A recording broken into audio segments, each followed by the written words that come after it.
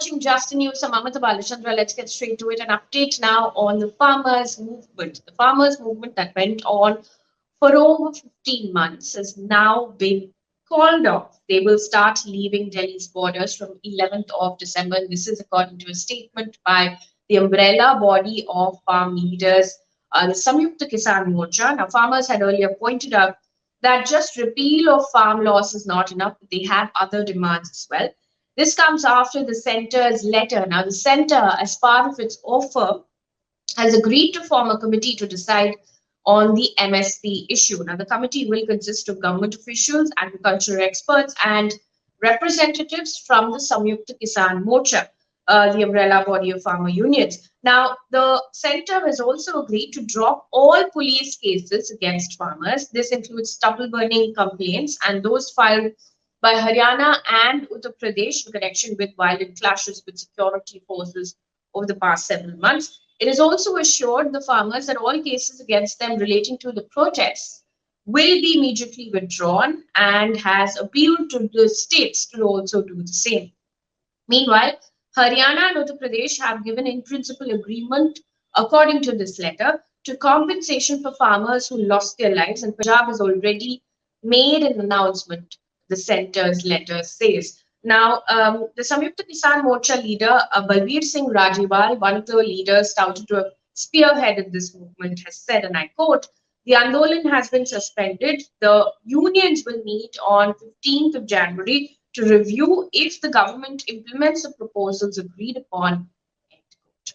Meanwhile, the Defence Minister Rajnath Singh has announced that the Indian Air Force has ordered a tri-service inquiry into the military chopper crash, that tragedy that took place just yesterday.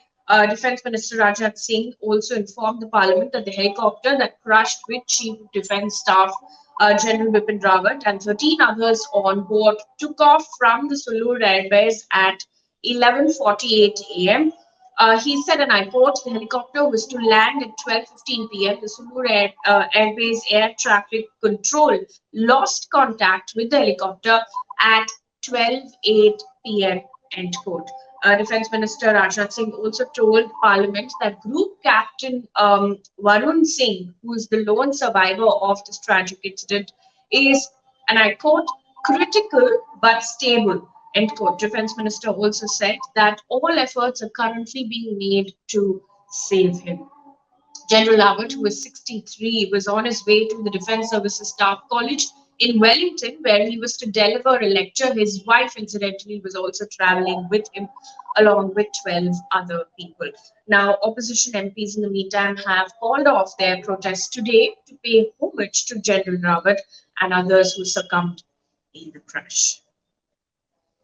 Also in the news, the government has now informed the Rajya Sabha that there has been no increase in human rights violation in the country. Now, Minister of State for Home Affairs Nityanand Rai said, and I quote, "As per the data made available by the NHRC, no such increase of human rights violation is noticed." End quote. The government said that NHRC has registered 64,170 cases of human rights violations till October 31st this year.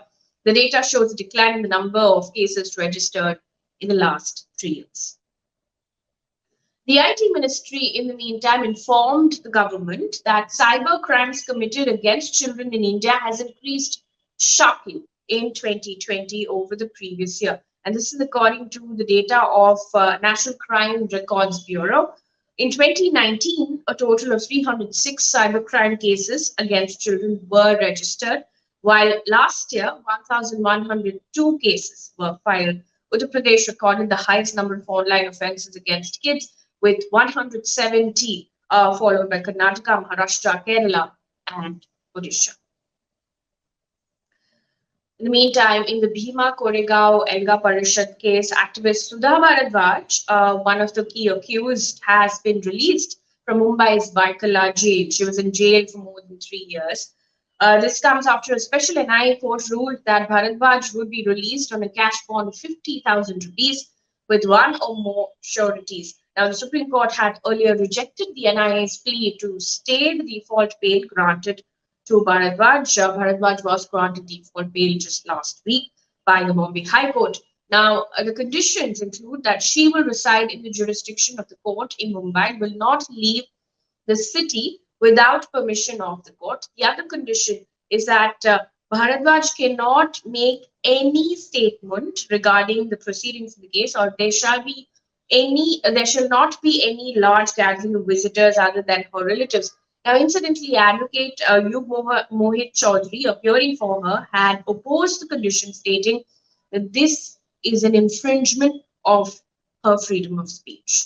An update now on COVID numbers with a particular focus on Omicron cases. World Health Organization's chief has said on Wednesday, and I quote, emerging data from South Africa suggests increased risk of reinfection with Omicron.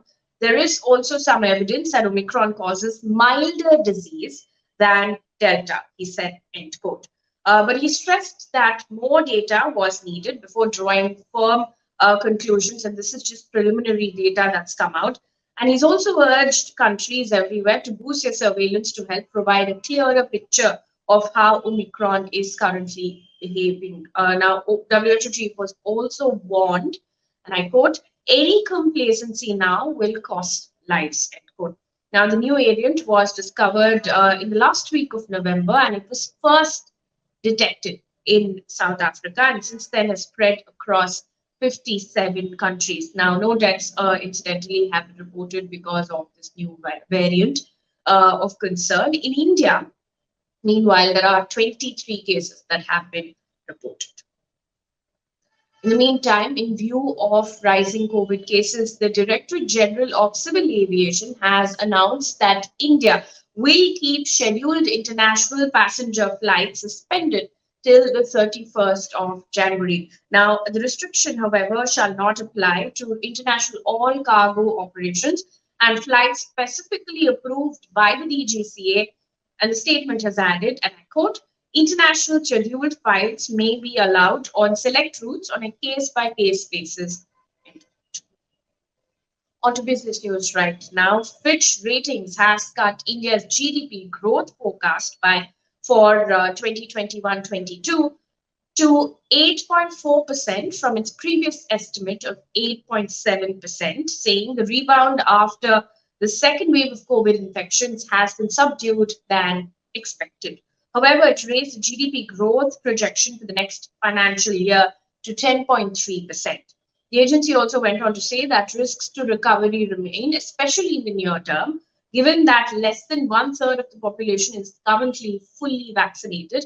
The newly discovered Omicron variant has added to that risk, the agency says. And now on to news coming in from across the world. According to the Committee to Protect Journalists, the number of journalists in jail has reached a record high in 2021. Over 293 reporters across the world are imprisoned as of 1st December 2021. Now, the number of journalists in jail has also risen by 15 compared with 2020. Now, Reuters reported that the survey also went on to say that at least 24 journalists were killed because of their coverage, and 18 others died in circumstances that make it too difficult to determine whether they were targeted because of their work. Now, Executive Director of Committee to Protect Journalists said, and I quote, the number reflects two inextricable challenges. Governments are determined to control and manage information, and they are increasingly brazen in their efforts to do so. Meanwhile, in New Zealand, with an aim to phase out smoking for the upcoming generation, New Zealand has now announced that anyone born after 2008 will not be able to buy cigarettes or tobacco products in their lifetime.